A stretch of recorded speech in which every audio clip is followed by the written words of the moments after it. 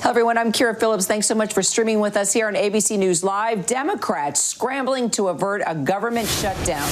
Now just 48 hours to go before Friday's deadline. Senate leaders from both parties working behind the scenes late into the night, trying to reach an agreement to fast-track a bill that would keep the government funded until December 3rd. That could come to the floor as early as today and could make or break for the president's economic agenda. The House scheduled to vote on the bipartisan infrastructure package tomorrow, but Speaker Pelosi says she hasn't ruled out moving that back if the party isn't unified. The ivory-billed woodpecker, once native to the swamps of the southeastern United States, now extinct, along with 22 other animal species to be announced today. Humans and climate change contributing to the extinction. All throughout the day, an ABC News Live original Year of Extremes with Chief Meteorologist Ginger Z right here on ABC News Live.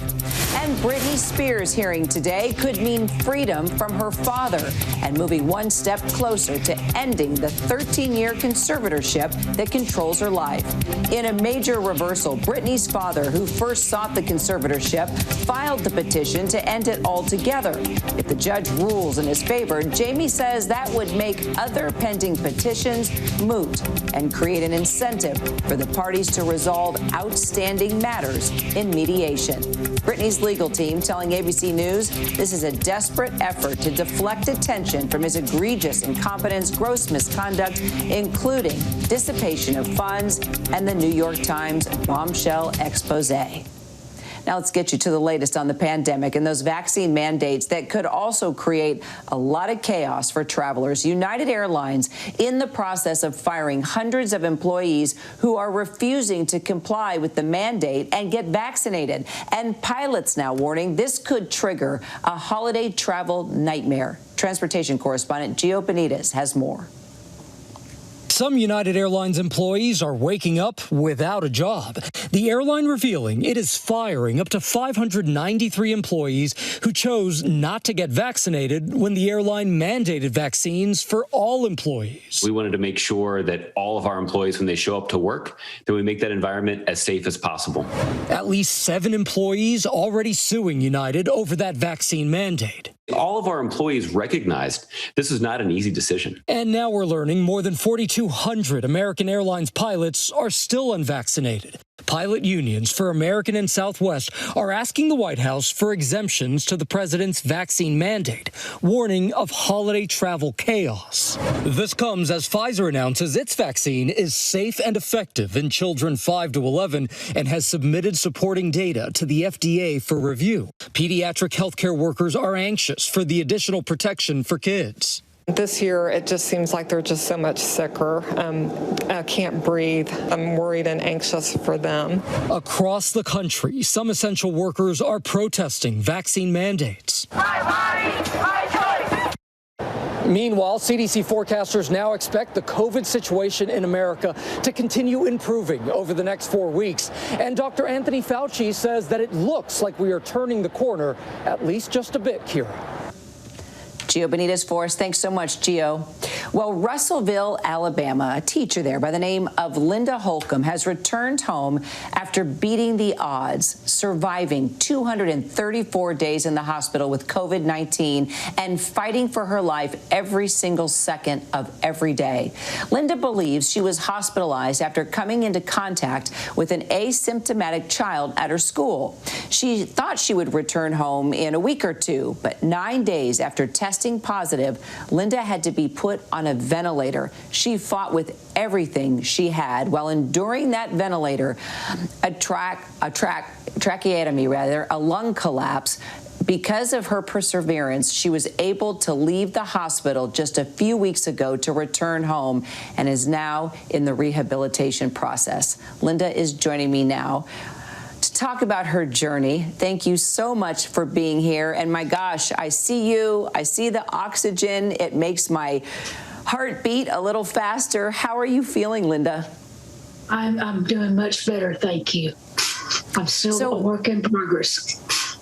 A work in progress indeed. Yeah. You know, it's been pretty incredible how you just had to fight to stay alive for those 234 days. Now you're home. What hits you the most when you just think about the number of days you were in the hospital and now you're finally in your sanctuary?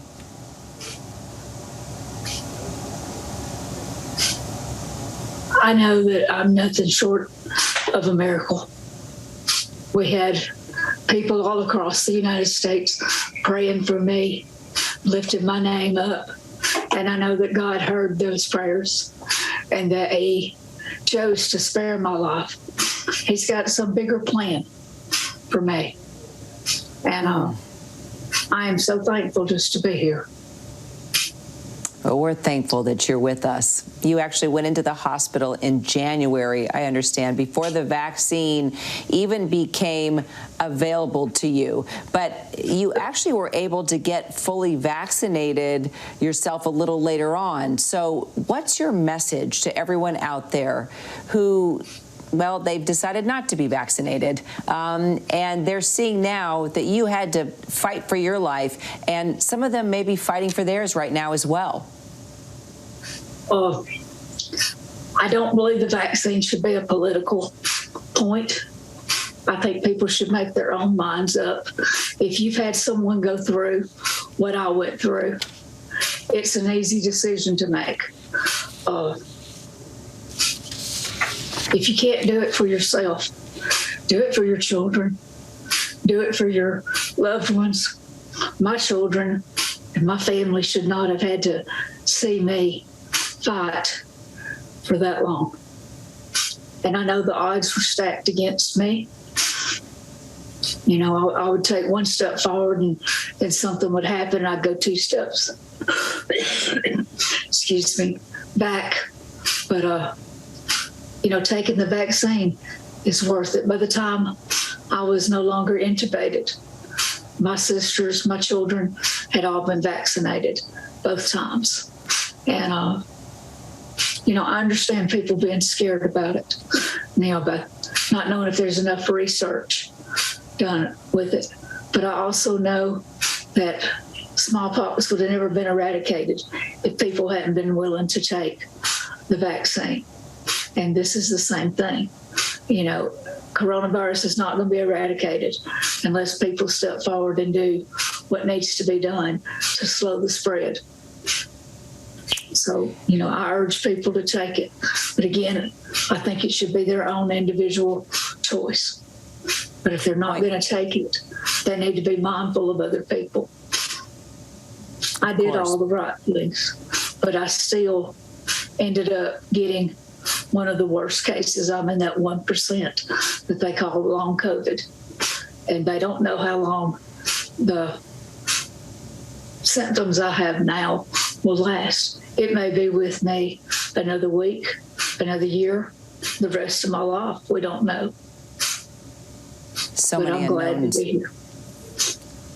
We're glad you're here, too. And by the way, I know I can actually hear the oxygen pumping and your throat gets a little dry. By all means, we're talking live. If you need to get a glass of water or you are having any trouble, please let me know, okay? We don't have to continue. And I, in no way, shape, or form, want to put you in an uncomfortable position. So you just let me know, okay, Linda? Okay. Okay, I'm okay. Okay, good. All right. From January to August, you only took 6 steps. I mean, that's mind-blowing to me. Truly a sign of how hard you fought, and you continue to fight every single day, as you just pointed out. What is the process of rehabilitation like, since you had to relearn everything? And we're looking at video now when you were relearning how to walk and even how to eat. Kind of describe that to us, Linda, and how you just got the power to keep pushing. I went to an excellent rehab facility. I fully believe God put the right people in my path to take care of me, from physical therapy to occupational therapy. I spent 4 hours a day, 6 days a week working on therapy.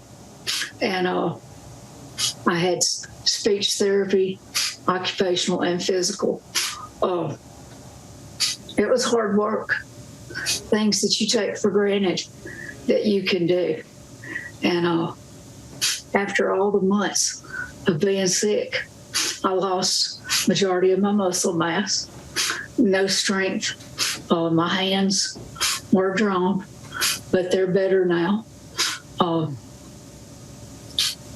I had to learn to balance again. I had to learn to stand and how to dress myself, how to bathe myself. You take for granted that you can change your own clothes, and you can't. You have to have help.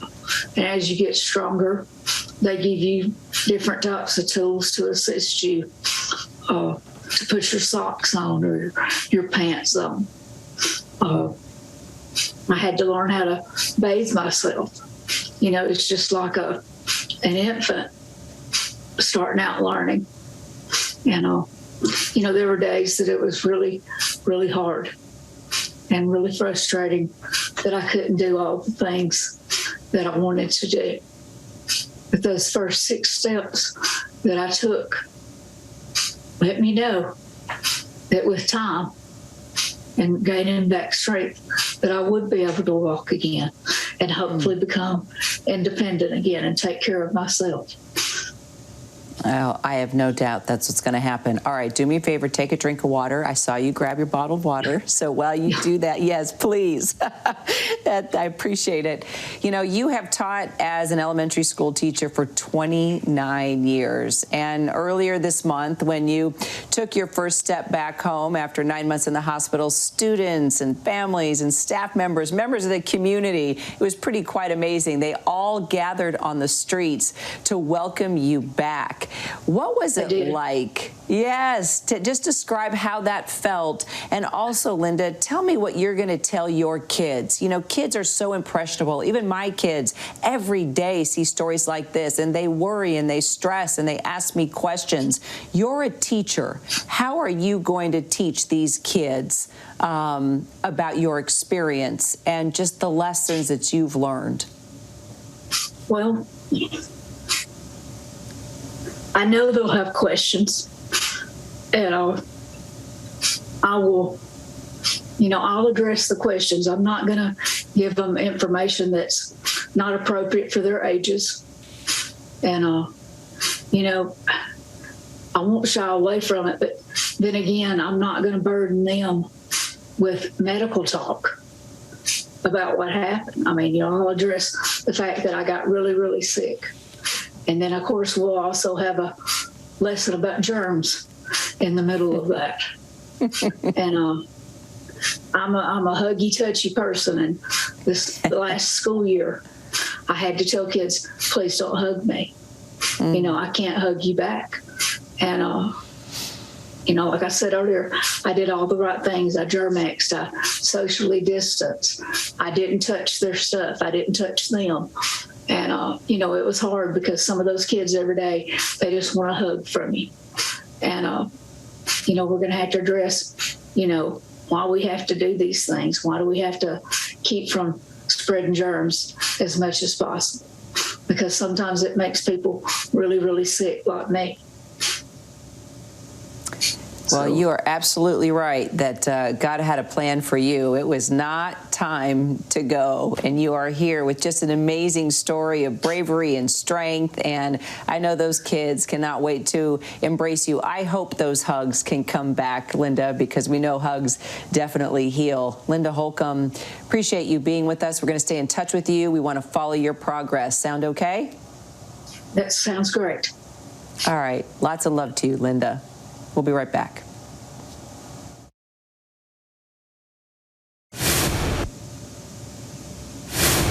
And welcome back to ABC News Live. I'll tell you what, my family is excited about this. James Bond is back. The 25th Bond film, No Time to Die, is finally hitting theaters after 18 months. That's how long that delay was. And Daniel Craig last night, along with all the other stars, were on the red carpet for the big world premiere, along with some very special guests. Our Maggie Rulli has the latest now from a location you just may recognize from the last Bond film. Hi, Maggie. Hey, Kira. Yeah, James Bond fever has taken over the city of London. And here in the UK, pre-sale tickets are already through the roof. So obviously, we had to get in on some of the 007 action. We're on the Thames right now, racing down the Thames. And we are on the boat that was used in the last Bond flick, Spectra. Now, we're told this boat was out there for 5 days. They filmed overnight. They filmed in the day with Daniel Craig and the rest of the cast. It was a full-on production. I like to think I'm holding my own right now. You know, that movie was filmed 6 years ago. So we've been waiting for this premiere for such a long time. It was delayed for 18 months because of lockdowns and the pandemic.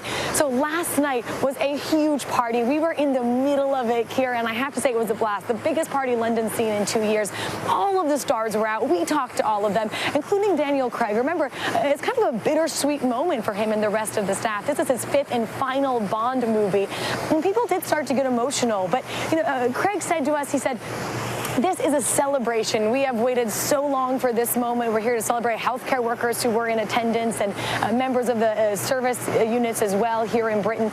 So this was really a moment to celebrate them, to come together again. All of his co-stars said such wonderful things about him. Rami Malek, who plays the villain in this Bond movie, praised Daniel Craig for being, he called him his Bond. Many of the leading women who are also cast alongside Daniel Craig spoke about the role of women in the Bond films and how they really have more agency in this film. So we are so excited to see it. The early reviews are out, and Kira, they are very good. Now everyone's asking what's next for Bond. I did ask the show's producers who the next 007 was going to be. They told me nothing, but I did get them to promise that maybe it could be an American woman. So who knows? Me or you, Kira? I don't know. We'll see. I love it. I'm voting for you, Maggie Rulli. Looking pretty good there. That is our special agent, Maggie Rulli, actually on the 007 boat. What a fabulous report. That was fun, and I cannot wait to see the movie. Maggie, thanks. That does it for this hour. I'm Kira Phillips. Thanks so much for joining us. Now, remember, ABC News Live is here for you all day with the latest news, context, and analysis. I'll be back here at 3 p.m. Eastern with Terry Moran. But up next, our ABC News Live special we've been telling you about with Chief Meteorologist Ginger Z, a year of extremes.